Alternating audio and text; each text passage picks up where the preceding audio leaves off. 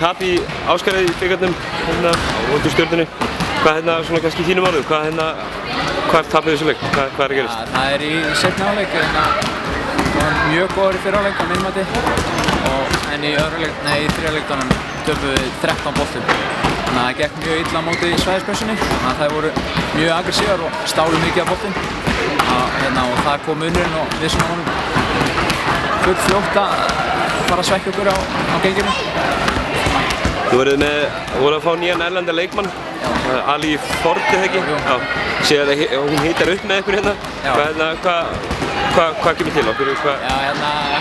Svo spilar hún ekkert? Þetta fór í gegn aðeins og sendi á kl. 4:30 á fösti, en þarf að vera fyrir 4. Þannig að hún verður bara klára á miðvikudaginn á móti Snæfell. En auðvitað svekkjandi að geta ekki spilað henni, mjög öflugur leikmaður. Það voru þægilega að hafa hana með sér í hólminu, eða ekki? Jú, það er töluvert betra að hafa hana heldur en ekki.